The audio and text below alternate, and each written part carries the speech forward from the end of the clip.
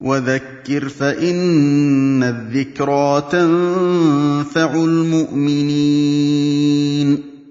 وَمَا خَلَقْتُ الْجِنَّ وَالْإِنسَ إِلَّا لِيَعْبُدُونِ. طيب إن الحمد لله نحمده ونستعينه ونستغفره ونعوذ بالله من شرور أنفسنا وسيئات أعمالنا من يهده الله فلا مضل له ومن يضلل فلا هادي له وأشهد أن لا إله إلا الله وحده لا شريك له وأشهد أن محمدا عبده ورسوله يا أيها الذين آمنوا اتقوا الله حق تقاته ولا تموتن إلا وأنتم مسلمون يا أيها الناس اتقوا ربكم الذي خلقكم من نفس واحدة وخلق منها زوجها وبث منهما رجالا كثيرا ونساء واتقوا الله الذي تساءلون به والأرحام إن الله كان عليكم رقيبا يا أيها الذين آمنوا اتقوا الله وقولوا قولا سديدا يصلح لكم أعمالكم ويغفر لكم ذنوبكم ومن يطع الله ورسوله فقد فاز فوزا عظيما أما بعد فإن أصدق الحديث كتاب الله وخير الهدي هدي محمد صلى الله عليه وسلم وشر الأمور محدثاتها وكل محدثة بدعة وكل بدعة ضلالة وكل ضلالة في النار.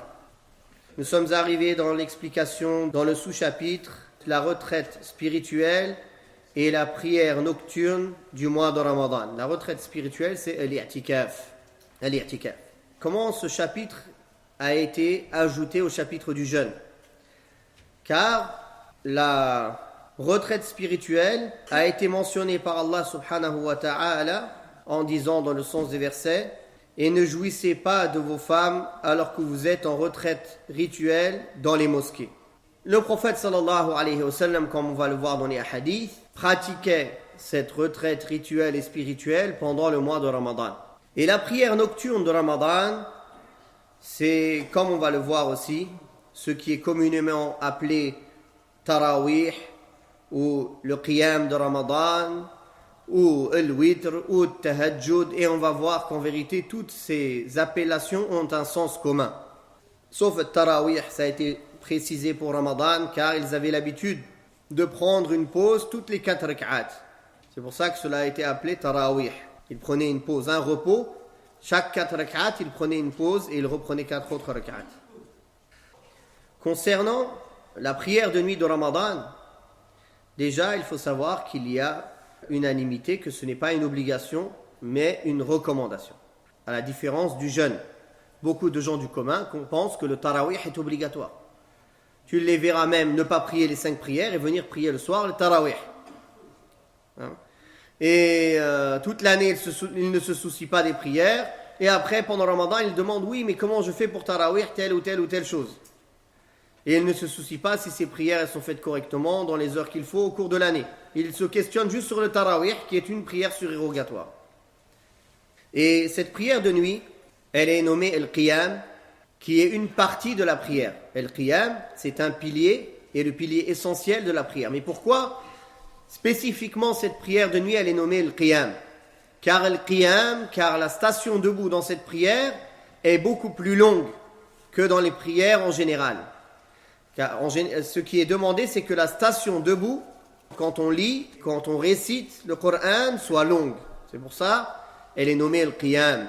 Car le prophète sallallahu alayhi wa sallam, quand il priait la nuit, il récitait longuement et il restait debout longtemps, jusqu'à ce qu'il a été rapporté de certains de ses compagnons qu'ils n'ont pas réussi à tenir, ils se sont assis. Ou bien certains ont dit: j'ai failli faire quelque chose de mal, je voulais m'asseoir, je n'en pouvais plus. Et ça, ce sont les compagnons qui priaient des heures et des heures la nuit, mais ils n'ont pas réussi à suivre le prophète sallallahu alayhi wa sallam dans sa prière de nuit.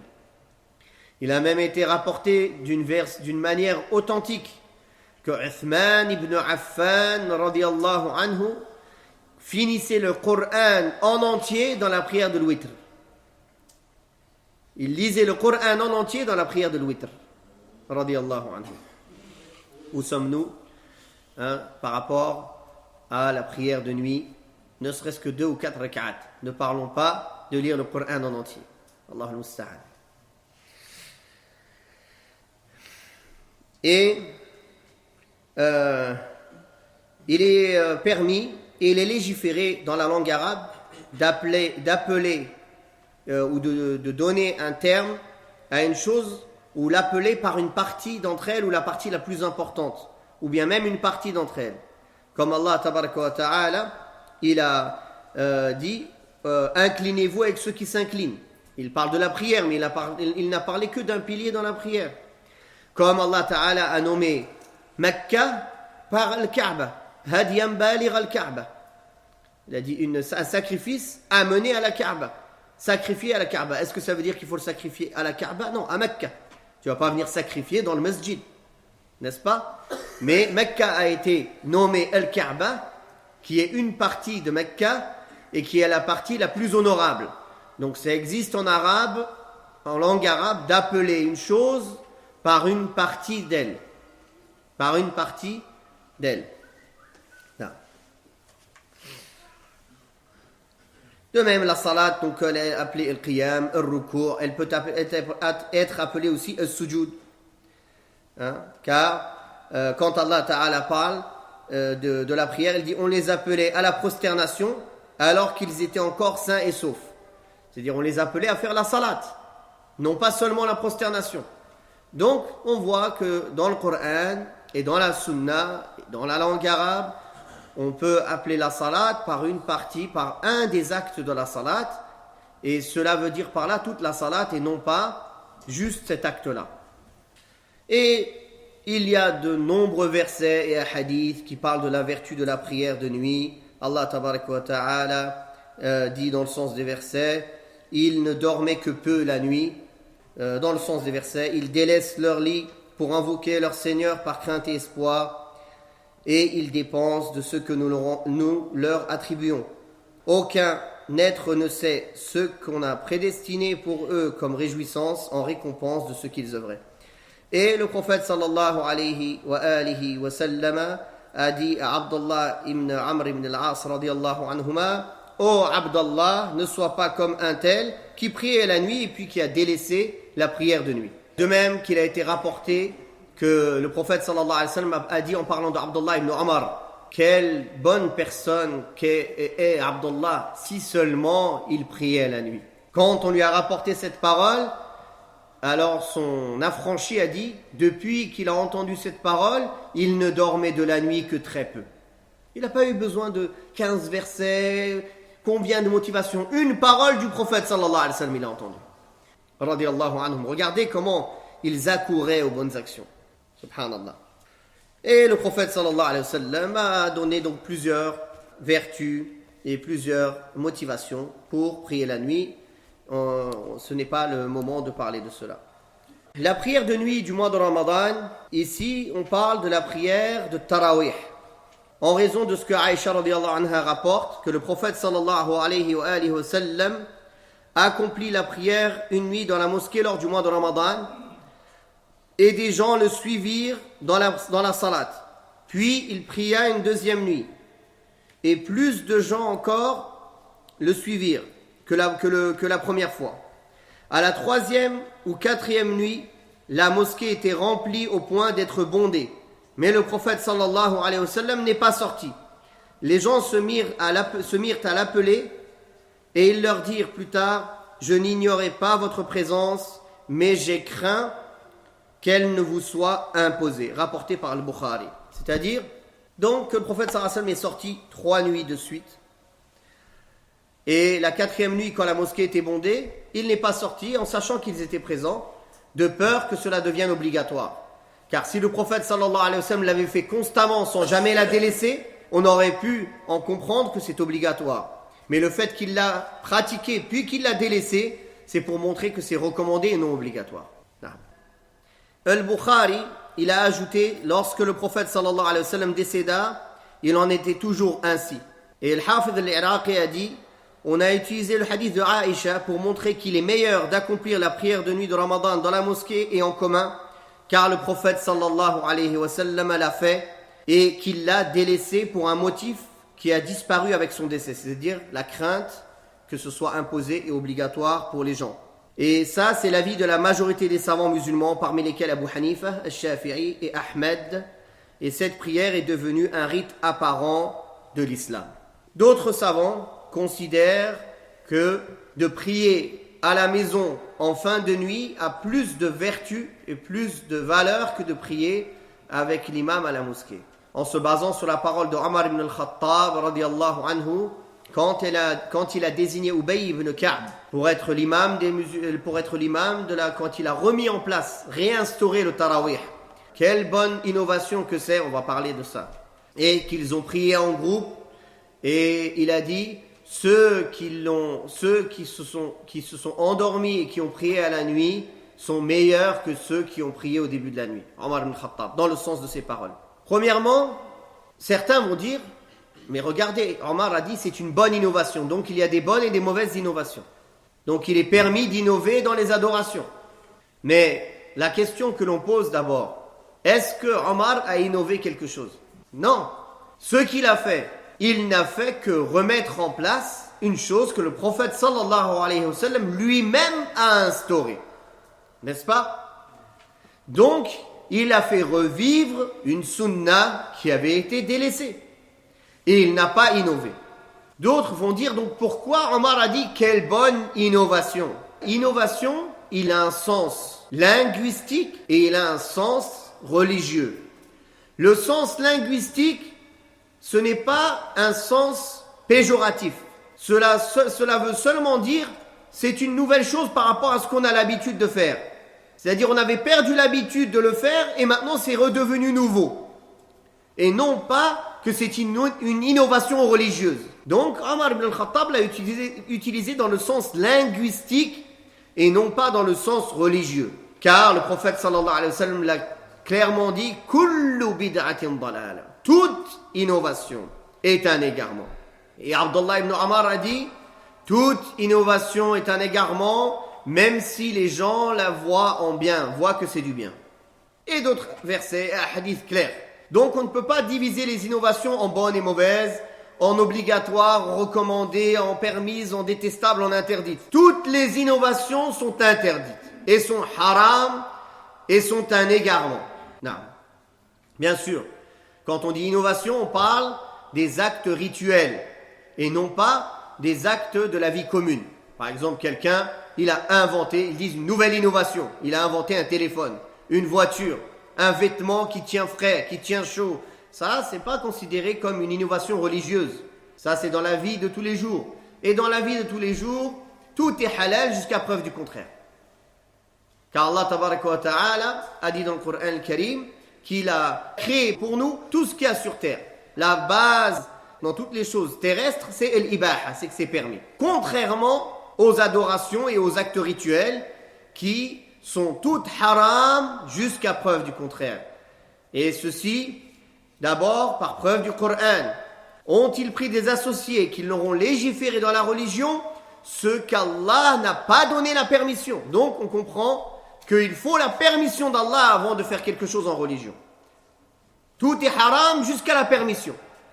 Et le messager d'Allah sallallahu alayhi wa sallam a dit, celui qui fait une œuvre, et ici il entend par cela les œuvres rituelles et religieuses, dans laquelle il n'y a pas notre ordre, alors c'est refusé.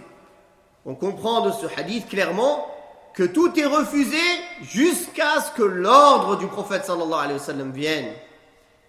Il faut d'abord l'ordre et après il faut pratiquer dans les adorations. On ne pratique pas avant l'ordre. Donc si quelqu'un ou qui fait des actes religieux, tu lui demandes mais comment fais-tu cela? As-tu une preuve? Il dit non, toi donne-moi la preuve que c'est interdit. C'est à lui de ramener la preuve que c'est légiféré. Car en religion, toute chose doit être pratiquée qu'avec des preuves, dans les rites.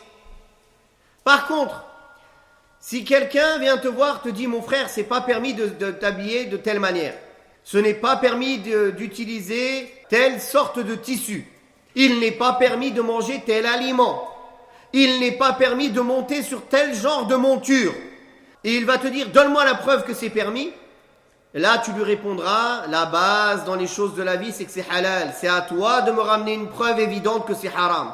Tu n'as pas à lui ramener de preuve, c'est à lui de te prouver que c'est haram. Sinon, il ne parle pas. Donc vous avez vu, dans les adorations, c'est à celui qui pratique l'adoration de prouver que c'est légiféré. Et dans les choses de la vie, c'est à celui qui interdit la chose de prouver que c'est interdit. Non. Donc tout ça pour dire que at-tarawih, les prières de nuit, ne sont pas une innovation, mais sont des adorations légiférées par le prophète sallallahu alayhi wa sallam et remises à jour par Omar ibn al-Khattab. Mais on pourrait répondre, même si c'est Omar qui les avait mises en pratique sans que le prophète sallallahu alayhi wa sallam les fait, est-ce que le prophète sallallahu alayhi wa sallam n'a pas dit « Suivez ma tradition et la tradition de mes califes bien guidés ». Donc les califes aussi ont une tradition.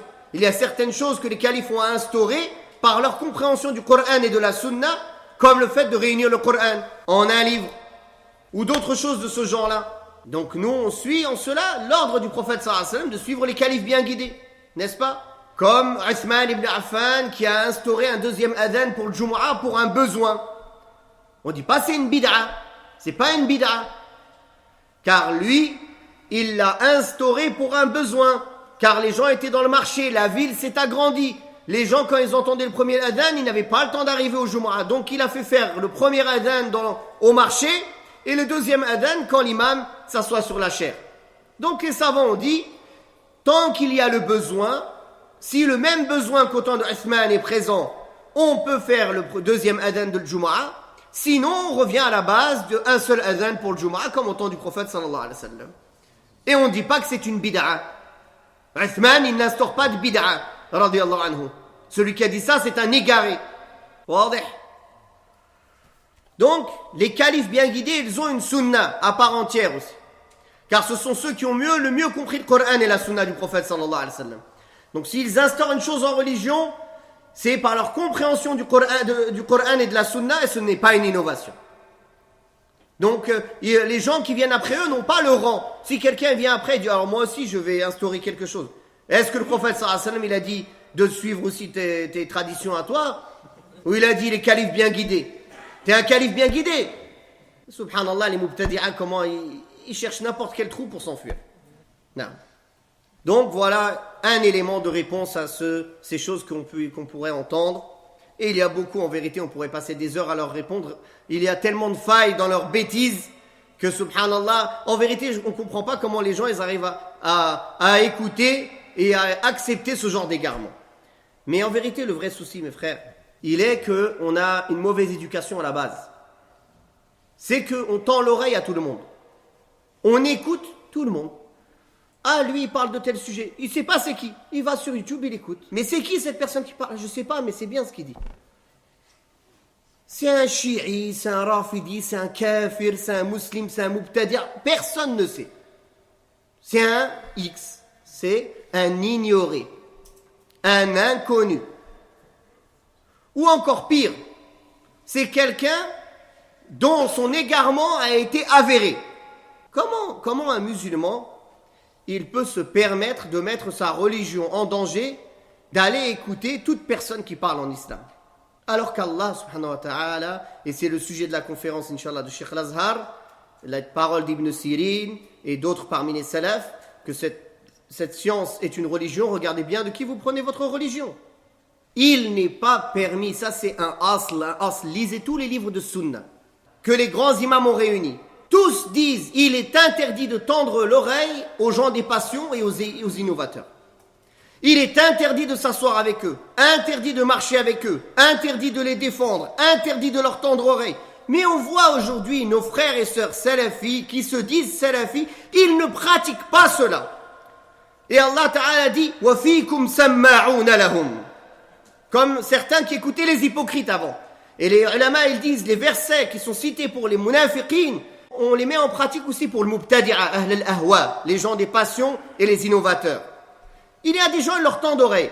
Après, ils viennent, ils font le trouble entre les gens de la sunna. Parce qu'il a été tendre l'oreille à un innovateur ou à un égaré. Qui t'a dit de l'écouter aslan? À la base, qui t'a ordonné de l'écouter? Au contraire, tu as été ordonné de t'éloigner d'eux. Allah subhanahu wa ta'ala il dit clairement dans le Coran al-Karim que si tu rencontres ces gens-là, fa'a'rid anhum, détourne-toi d'eux. Naam. Donc, barakallahu fikum, on ne cesse de le répéter. Et à combien de cours et de conférences, et ceux qui me connaissent, ils savent que je le dis presque tout le temps. Et ce n'est pas mes paroles, et c'est les paroles des ulama. Et les paroles des ulama de la sunna, et c'est avant cela la parole d'Allah subhanahu wa ta'ala et du prophète sallallahu alayhi wa sallam et des sahaba et des salaf jusqu'à aujourd'hui, de prêter attention à sa religion et de ne pas tendre l'oreille aux gens de la passion, aux innovateurs et aux gens inconnus. Un inconnu, on ne sait pas c'est qui, on ne le juge ni en bien ni en mal, mais on ne prend pas la religion de lui. Tant qu'il n'est pas connu pour être quelqu'un d'apte et de capable d'enseigner la religion. Naam, barakallahu fikum. Concernant l'i'tikaf, il désigne dans la langue arabe l'attachement et la limitation à une chose. Ainsi, Allah subhanahu wa ta'ala a dit « Regarde la divinité à laquelle tu t'attachais ». Et ici, il utilise le mot « akifa », c'est-à-dire à l'adoration de laquelle tu t'attachais. Dans la terminologie religieuse, c'est-à-dire son sens religieux, il désigne le séjour dans la mosquée d'un individu déterminé et d'une manière spécifique pour l'adoration d'Allah subhanahu wa ta'ala. Et donc la retraite spirituelle est une sunna du prophète sallallahu alayhi wa sallam et c'est un acte d'adoration à part entière indiqué dans le Coran, la sunna et l'unanimité des savants. Allah subhanahu wa ta'ala dit « Et ne jouissez pas de vos femmes alors que vous êtes en retraite rituelle dans les mosquées. » Et il a dit subhanahu wa ta'ala « Et nous ordonnâmes à Ibrahim, à Ismaïl, purifiez ma maison pour ceux qui accomplissent des circonambulations. Ils font retraite pieuse et s'y inclinent et s'y prosternent. » Donc Allah ta'ala il dit ici, il cite « Wal-'akifin » Al-'akifin, ceux qui font la retraite spirituelle. Donc Allah ta'ala a ordonné Ibrahim et Ismaïl de construire la maison et de l'établir pour toutes ces choses-là, pour toutes ces adorations-là, pour faire le tawaf, pour faire l'i'tikaf et pour s'y incliner et pour se prosterner, ce qui prouve la légitimité de l'i'tikaf et dans les mosquées.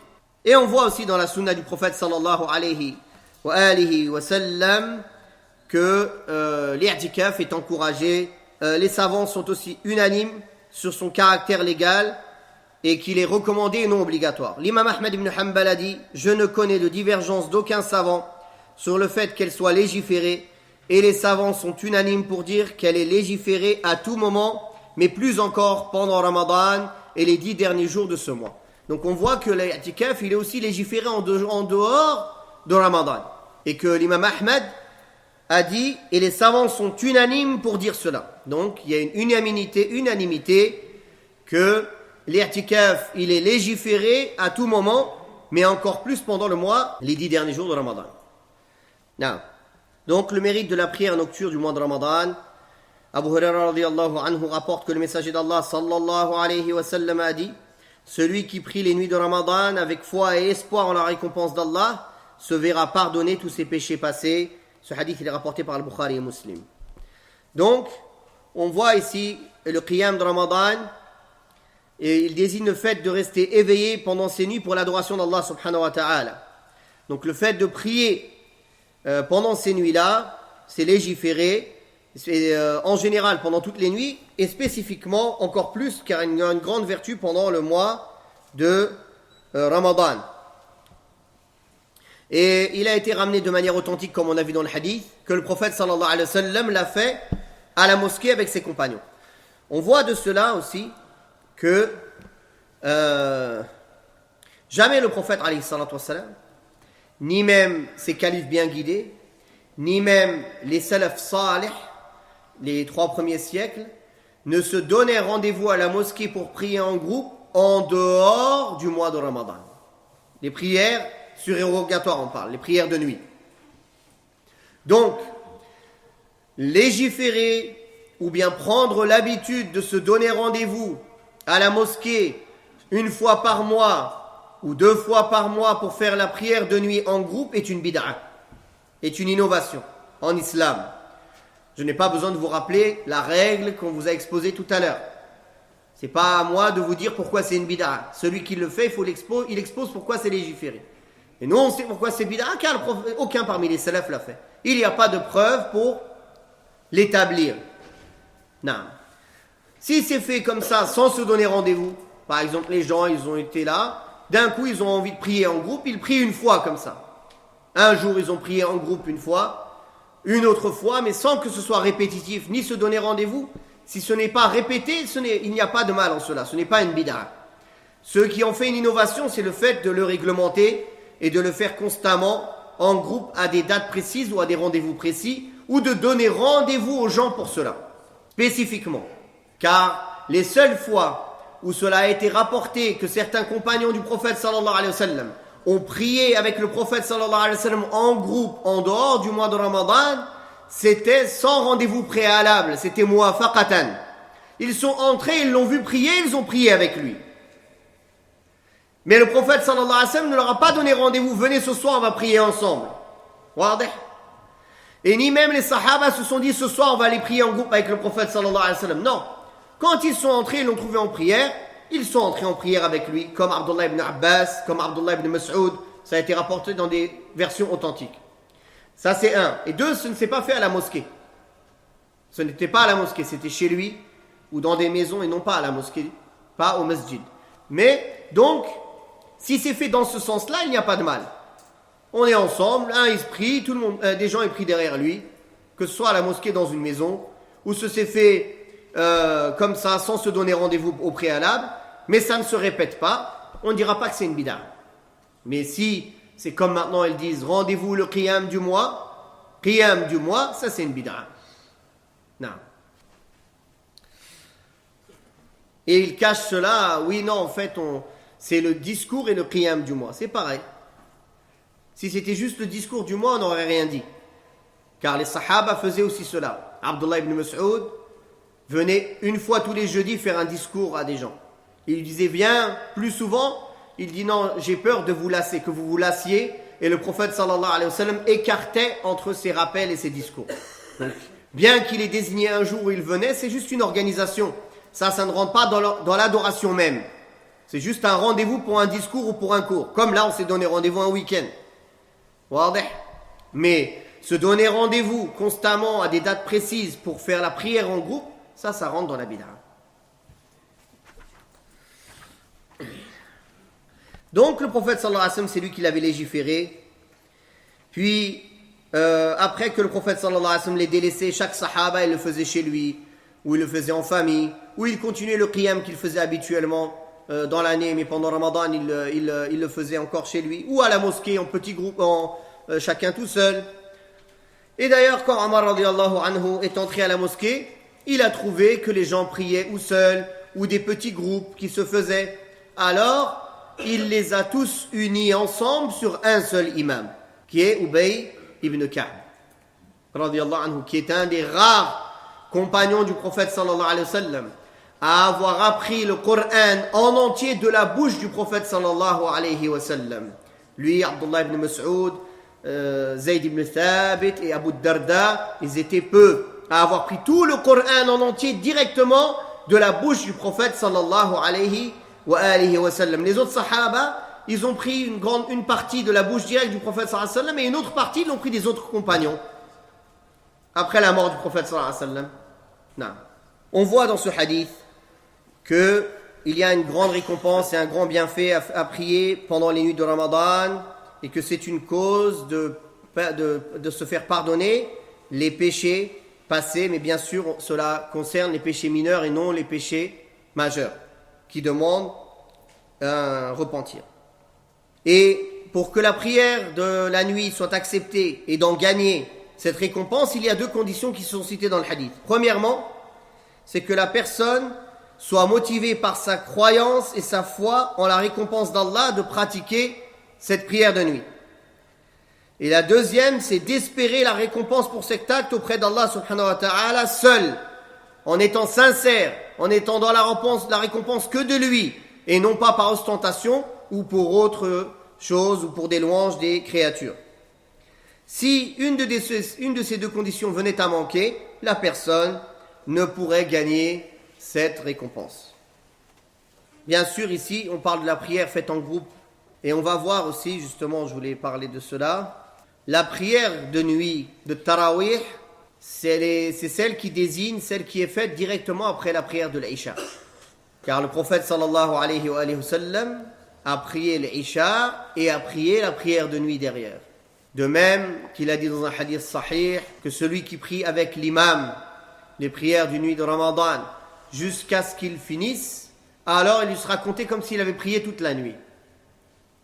Alors il lui sera compté comme s'il avait prié toute la nuit. Et il n'est pas connu du prophète sallallahu alayhi wa sallam, ni des sahaba, ni des califes, ni des grands imams des premiers siècles, il n'est pas connu de faire une autre prière de nuit, autre que celle qui est faite après l'Isha, avant le Fajr, en groupe. Ce qu'ils appellent communément aujourd'hui le Tahajjud, qu'ils font les 10 dernières nuits de Ramadan en plus. Et ce qui est connu chez les savants par le nom de At-Ta'qib, c'est-à-dire qu'après avoir prié en groupe à la mosquée, tout le monde rentre chez soi et ils reviennent pour se donner un deuxième rendez-vous en fin de nuit pour reprier en groupe. Alors il faut savoir que ceci n'a été fait et accepté que par une partie des savants des Hanabila, du madhab Hanbali, alors que les autres madhahib ne voient pas cela. Et il a été rapporté d'une chaîne de transmission authentique que Anas ibn Malik, le compagnon du prophète sallallahu alayhi wa sallam, a vu les gens qui faisaient cela et il l'a réprouvé. Et il a été rapporté que Sufyan al-Thawri, rahimahullah, a dit c'est une bid'a. Et l'imam al-Albani aussi a dit c'est une bid'a. Non. Certains savants ne voient pas la chose de la même manière. Ils voient que tout ça rentre dans la prière de nuit en général et ils l'autorisent. Mais voilà ce que je connais sur la question, wallahu a'lam. Cheikh al-Islam ibn Taymiyyah, rahimahullah, a dit concernant les prières qu'il n'est pas légiféré d'accomplir en commun, comme la prière de nuit, les rawatib, la prière de la matinée, la prière de salutation de la mosquée et autres, il est permis de les accomplir parfois en commun. Donc ça rejoint ce qu'on avait dit tout à l'heure, sans pratiquer cela de manière continuelle, car c'est là une innovation réprouvable. Donc cela rejoint ce que je vous ai dit tout à l'heure. Toutes les autres prières dont on n'a pas une preuve de les faire en commun, habituellement, si c'est fait comme ça, parfois, on ne considère pas que c'est une innovation. Car une innovation, c'est une chose qu'on prend l'habitude de faire. Si c'est fait comme ça, sans se donner rendez-vous, sans le faire constamment, comme là, par exemple, le fait de le faire en groupe, une fois comme ça, quelqu'un a fait doha en groupe avec sa femme, ou une fois, ça est arrivé que quelqu'un a fait tahiyat al-masjid en groupe pour un besoin.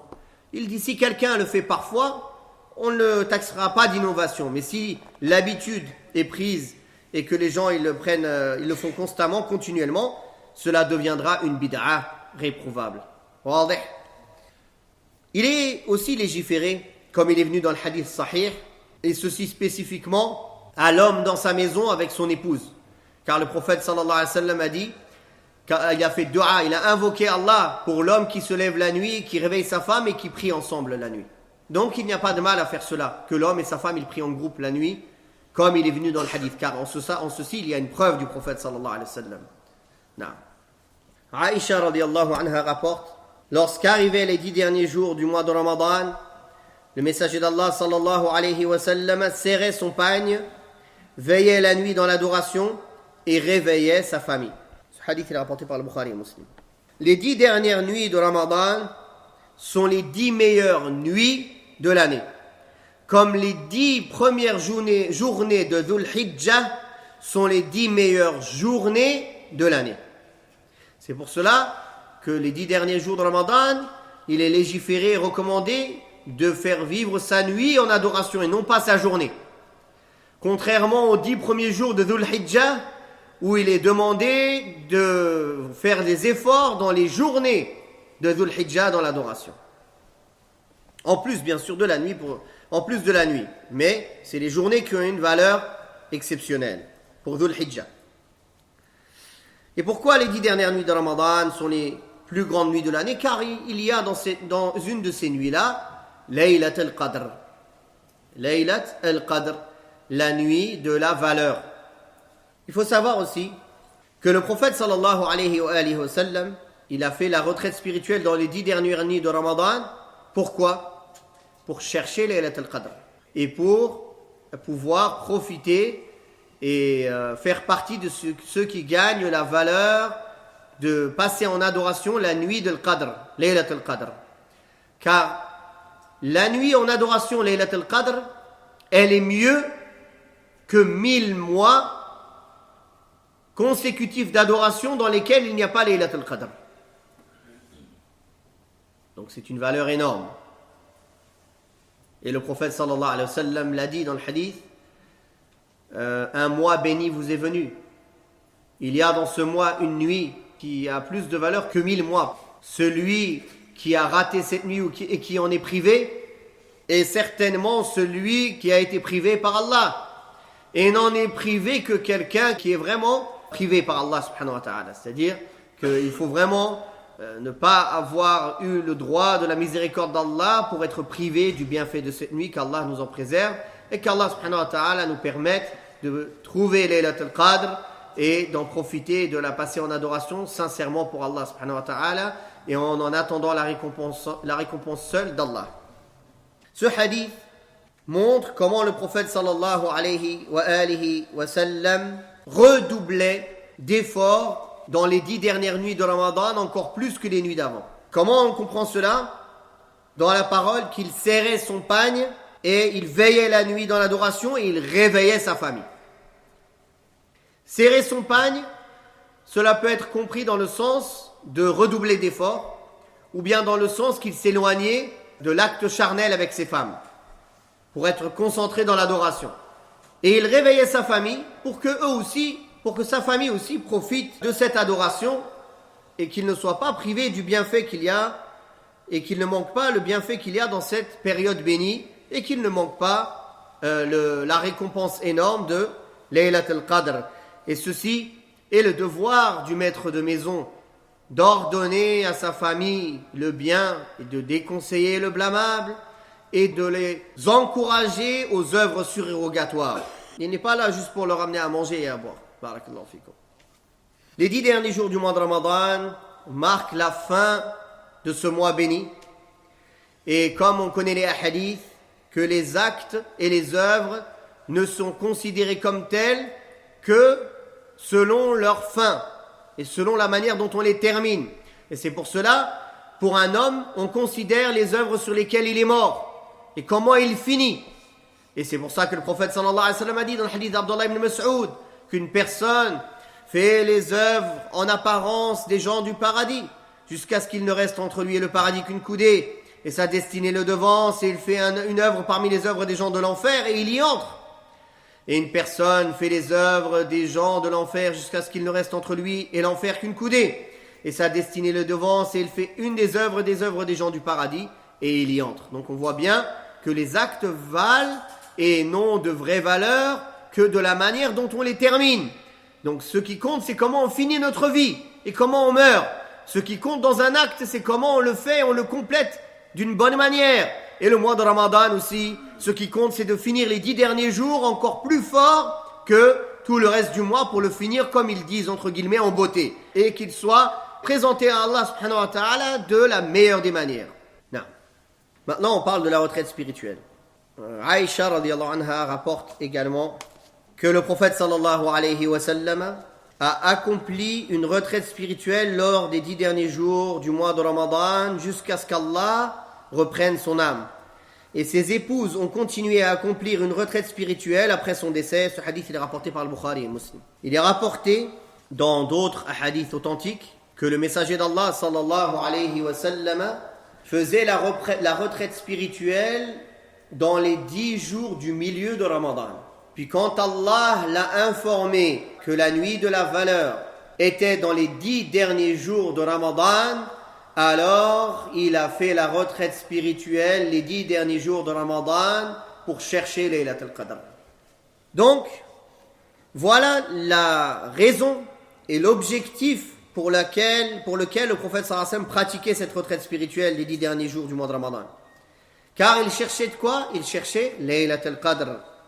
Donc il est légiféré de pratiquer cette retraite spirituelle, et c'est une sunna recommandée. Elle n'est pas abrogée après la mort du prophète sallallahu alayhi wa sallam, car ses épouses après lui ont continué à faire la retraite spirituelle les 10 derniers jours de Ramadan après sa mort. Ce qui prouve que ce n'est premièrement ni spécifique à lui, et deuxièmement que c'est légiféré pour sa communauté après lui, et troisièmement que Laylat al-Qadr est toujours présente, car certains disent non, Rufi'at, elle a été élevée, elle n'existe plus Laylat al-Qadr. Non, ce qui a été élevé, c'est sa connaissance précise, de savoir exactement c'est quelle nuit. Mais Laylat al-Qadr est toujours présente, walhamdulillah. L'objectif de la retraite spirituelle, c'est de rompre les liens avec ce bas monde et ce qu'il contient comme aide et comme renforcement de la pratique religieuse. Ça permet de s'isoler avec son Seigneur subhanahu wa ta'ala et de se délecter dans la conversation et dans la concentration et dans l'adoration et dans la lecture du Coran et la méditation et la réflexion d'Allah, et de méditer le Coran et la réflexion et d'adorer Allah subhanahu wa ta'ala comme il se doit. Il est nécessaire, comme on fréquente les gens et on est mélangé aux gens et on parle avec les gens toute la journée, le musulman a besoin aussi de s'isoler et de parler à Allah en l'adorant, en l'invoquant, en lisant le Coran et en méditant au sens du Coran pour qu'il touche les cœurs. Et d'ailleurs, le message Allah subhanahu wa ta'ala a ordonné à son prophète sallallahu alayhi wa sallam de prier la nuit et de prendre des forces dans la prière de nuit par rapport à la tâche énorme et à la grande responsabilité dans la da'wa qui l'attendait la journée. Et cette retraite spirituelle est un moment qui est très profitable et bénéfique pour le musulman. D'ailleurs, le prophète sallallahu alayhi wa sallam se faisait installer une tente turque dans la mosquée pour qu'il soit isolé dans cette mosquée. Comme il dit, Qubba Turkiya, une tente turque, c'était un modèle de tente. C'est pas obligé d'aller chercher une tente en Turquie. C'est un modèle. C'est pour dire qu'il était isolé, sallallahu alayhi wa sallam, dans la mosquée. Et il est légiféré, si on ne gêne pas les gens, bien sûr, aujourd'hui vous n'allez pas dans une mosquée avec votre tente, vous la dépliez au masjid. Si ça gêne le bon fonctionnement ou bien la propreté de la mosquée, ce qui est légiféré, c'est de prendre un endroit où on s'isole. Si on peut s'isoler complètement en se cachant du regard des autres, tant mieux. C'est ce que le prophète sallallahu alayhi wa sallam a fait. Si on ne peut pas se cacher du regard des autres, alors on s'isole tout simplement dans un coin. Non. On voit aussi dans ce hadith qu'il est permis aux femmes de faire la retraite spirituelle. Mais ceci est conditionné. Premièrement, elle est la permission de son mari ou de son wali. Deuxième condition, c'est que l'endroit dans lequel elle va faire la retraite spirituelle est sécurisé. Et on ne craint pas pour elle ou pour autrui la fitna, la tentation. C'est pour cela qu'on dira que ce qui est préférable, c'est qu'elle le fasse avec un mahram qui est présent aussi dans la mosquée, pour éviter tout problème. Si un mari vient avec sa femme par exemple, il met la femme dans la salle des femmes et lui il fait la retraite spirituelle du côté des hommes. Si demain, Allah a besoin de lui, il y a un souci, il est à côté. Non. Surtout à cette époque où, Allah al-Musta'an, les gens ne craignent pas Allah, ou très peu, et que la fitna est très répandue, il faut être très attentionné en cela et ne pas ouvrir les portes pour les rassemblements de femmes sans mettre des règles pour préserver leur honneur, leur intégrité, et le fait aussi qu'elles gardent leur nature féminine, qu'elles ne fassent pas des activités ou des rassemblements qui ressemblent à ce que les hommes font. D'ailleurs, le messager d'Allah sallallahu alayhi wa sallam a maudit les femmes qui sont virilisées et les hommes qui sont féminisés. Et aujourd'hui, malheureusement, on a, subhanallah, des frères en islam et des sœurs qui entrent dans l'islam, qui entrent dans la sunna, mais qui ont gardé des habitudes de l'jahiliya, de l'époque.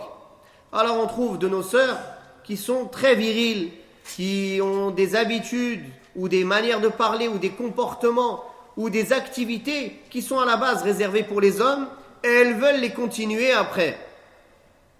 Et elles veulent islamiser cela. Alors que l'islam demande à la femme d'être loin de tout ce qui ressemble aux activités et aux pratiques et aux habitudes et aux manières des hommes. De même qu'il y a des hommes aujourd'hui, subhanallah, quand ils entrent en islam, ils gardent des manières de jahiliya. Un exemple de cela, c'est qu'ils font trop attention par exemple à leur physique.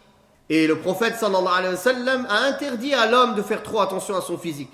Bien sûr, il y a le hadith, Allah est beau et il aime tout ce qui est beau. Mais il a interdit que l'homme se coiffe tous les jours. Dans le hadith Sahih al-Nasa'i, un homme, il faut qu'il soit un petit peu rustre. Il peut être propre, bien présenté, mais il ne fait pas trop attention à son physique. Toutes les 5 minutes, il se regarde dans une glace, de la crème, de je ne sais quoi. Il va devenir une femme, cette personne. Ce ne sera plus un homme, car elle se féminise. Allahul musta'an. Donc voilà des exemples de choses qu'on garde de le jahiliya, qu'on trouve normales, mais qui ne sont pas normales en islam. Mais comme on a grandi dans une société qui n'a pas ces habitudes-là, alors on trouve ça normal. Pour qu'une retraite spirituelle, un i'tikaf, soit valide, il doit obligatoirement être fait dans un masjid, dans une mosquée où les 5 prières sont établies. Car il est obligatoire à l'homme de faire les prières en groupe. Comment s'il va dans un masjid où il n'y a pas les 5 prières? Il va sortir à chaque fois, il va casser son i'tikaf pour revenir. Les savants ont divergé sur est-ce que le Jumu'ah doit être fait dans cette mosquée ou non. Le mieux est que ce soit une mosquée où il y a le Jumu'ah. Mais ce n'est pas une condition. Maintenant, concernant le mot masjid. Un masjid, cela a une définition précise en islam. Cela veut dire qu'on ne peut pas faire l'i'tikaf dans une maison. Donc, ce qui est dit dans certains madahib que la femme, elle prend un coin de sa maison, elle fait l'i'tikaf, ce n'est pas valable. L'i'tikaf ne peut être fait dans une maison ni dans une chambre. L'i'tikaf ne peut être fait dans une école. L'i'tikaf ne peut être fait dans une université. Tant que ce n'est pas un masjid, une mosquée, on ne peut pas faire l'i'tikaf dedans. Maintenant, quelle est la définition d'un masjid? Le masjid, une mosquée, c'est un lieu qui est sorti de la propriété d'une personne en particulier ou d'un groupe de personnes et qui est mise en waqf pour Allah. C'est-à-dire qu'il est donné à Allah subhanahu wa ta'ala. La preuve de cela, c'est la parole d'Allah wa anna al-masajida lillahi fala tad'u ma'allahi ahada. Il a plusieurs sens ce verset. C'est-à-dire les mosquées sont pour Allah, c'est-à-dire les lieux d'adoration. L'adoration doit être que pour Allah. Ça, c'est une preuve du tawhid. Et aussi que les mosquées, à part entière, elles appartiennent à Allah. Et il y a un consensus entre les savants qu'une mosquée ne peut être considérée comme mosquée que si c'est un waqf. Mais un waqf avec l'intention d'une mosquée. Par exemple, moi j'ai construit, Inch'Allah qu'Allah me permette, un grand bâtiment. Et je le fais waqf, je dis c'est une madrasa pour les musulmans. C'est un waqf aussi. Sauf que c'est pas un waqf que pour une mosquée, c'est une madrasa. Donc ce ne sera pas un masjid. Il faut que ce soit mawqouf, réservé à Allah subhanahu wa ta'ala, pour Allah subhanahu wa ta'ala, sorti de la propriété des créatures. Ça ne veut pas dire par là qu'un groupe de gens ne peut pas le gérer. Il peut être géré par un groupe de gens, mais il ne leur appartient pas. Il appartient à Allah pour l'intérêt de tous les musulmans. Donc, ça c'est un, mais il doit être aussi sorti de cette propriété pour l'objectif de faire les salats dedans, les 5 prières et le Jumu'ah par exemple, ou au moins les 5 prières. Et voilà comment il sera un masjid. Pourquoi on parle de cela? Est-ce que les lieux qui sont en location ou qui sont prêtés peuvent être considérés comme des masajid? Et à ce titre-là, est-ce qu'on peut faire l'i'tikaf dedans? Est-ce qu'il y a tahiyyat al-masjid à faire dans cet endroit quand on y entre? Est-ce que toutes les règles liées au masajid, elles s'y appliquent? Est-ce qu'une femme qui a ses menstrues peut entrer dedans ou non? Car la parole la plus juste et la grande majorité, c'est qu'une femme qui a ses menstrues n'entre pas dans un masjid, à part si elle est de passage. Et ça a été rapporté d'une manière authentique de Abdullah ibn Umar. Il a dit, la femme qui a ses menstrues n'approche pas les mosquées. Donc, Voilà pourquoi on a besoin de savoir est-ce qu'un endroit est considéré comme un masjid ou une musalla. Une musalla, c'est n'importe quel endroit où on prie, mais qui n'a pas le statut d'un masjid. Par exemple, il y a une salle chez moi, je l'ai réservée pour la salat. Il y a une salle dans mon commerce, j'ai un grand commerce, une usine, j'ai réservé un grand endroit pour la salat. On a une madrasa, on a une école, mais le rez-de-chaussée de cette école est réservé pour la salat. Tous ces endroits-là sont des musallayat, c'est pas des masajid, c'est des musallayat. Et donc, on va parler des lieux qui sont en location ou qui sont prêtés et qui n'appartiennent pas totalement, on va dire, à l'ensemble des musulmans pour être mis comme un waqf. Est-ce qu'ils prennent le statut d'un masjid ou non? Chez la grande majorité des savants, non. Pourquoi? Car ils mettent comme condition que le waqf, la condition du waqf, c'est qu'il n'ait pas de date de fin. Il doit être éternel. On ne peut pas dire je fais un waqf par exemple pour 2 mois, 3 ans. Alors qu'une location, tu ne possèdes pas les lieux, l'endroit physiquement. Un locataire, il possède le droit de jouir des lieux, mais les murs ne sont pas à lui, n'est-ce pas? Donc il possède une manfa'a, il possède un droit de jouissance et non pas une chose réelle. Il ne possède pas le lieu, c'est juste, il possède une chose morale et non matérielle.